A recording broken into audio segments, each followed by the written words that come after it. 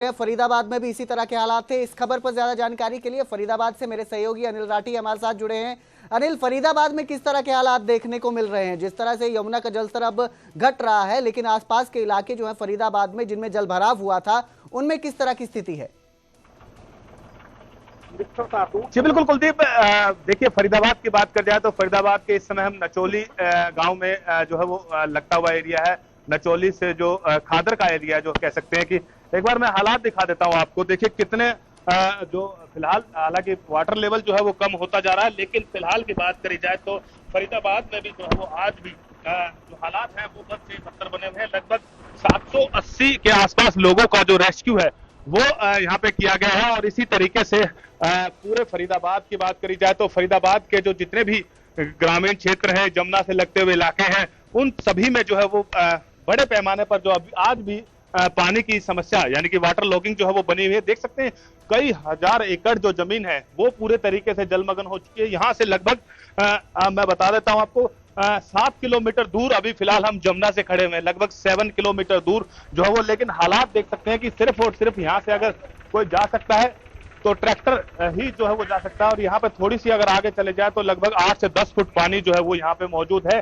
और इसी तरीके के हालात अभी तक पूरे फरीदाबाद के अंदर जो है वो पनपे हुए हैं। हालांकि ओखला कैनाल से आज भी जो है वो 3 लाख क्यूसेक पानी छोड़ा गया है। लगभग 705 लोगों को जो है वो रेस्क्यू किया गया है। लगभग 2,09,000 क्यूसेक जो पानी है वो आज भी यहाँ पे ओखला बैराज से जो है वो छोड़ा गया है। और फिलहाल की बात कर जाए तो फिलहाल जमुना का जलस्तर जरूर जो है वो पीछे से कम हुआ है, लेकिन फिलहाल फरीदाबाद के लोगों को अभी राहत नहीं मिली है। लगातार इसी तरीके से पूरे फरीदाबाद के जो जमुना से लगते हुए गांव हैं, हालांकि कुछ तो ऐसे भी एरिया हैं जहां पर जमुना से लगते हुए लगभग जो है वो 4-4, 5-5 किलोमीटर दूर भी गांव जो हैं, उनमें भी जो है वो इसी तरीके के हालात हैं। जिला प्रशासन की तरफ से जो है वो बाकायदा रेस्क्यू किया जा रहा है। अभी तो हम यहाँ पे खड़े हैं, थोड़ी सी आगे जब यहाँ से हम निकलेंगे तो लगभग जो है वो 7 से 8 फुट पानी जो है वो यहाँ पे मौजूद है। इस रोड के ऊपर, ये पक्की रोड है जो कि नचोली गांव से जो है वो एतमादपुर गांव को जोड़ती है। यहाँ से सिर्फ अहमद जो है वो देखा जाता है। सामने देख सकते हैं आप सरकारी बिल्डिंग है, ये जो लड़कियों का कॉलेज है,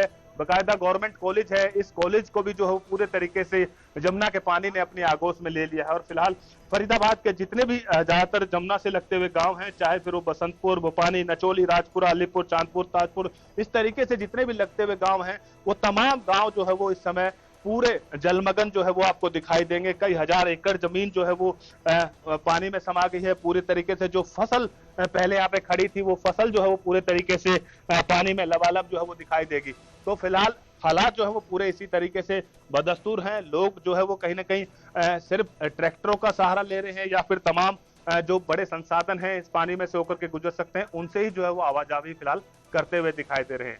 जी, बहुत बहुत शुक्रिया इस तमाम जानकारी के लिए अनिल। तो फिलहाल हालात जो हैं कई गांवों में अभी भी चिंताजनक है, पानी बना हुआ है, जलभराव की स्थिति वैसी की वैसी ही है। तो उधर बहादुरगढ़ में मुंगेश पुल ड्रेन का पानी कई कॉलोनियों में घुस गया है। विवेकानंद नगर और छोटू राम नगर में 3-3 फीट तक पानी भर गया है। लोग मजबूरी में घरों की ऊपरी मंजिलों में शिफ्ट हो चुके हैं।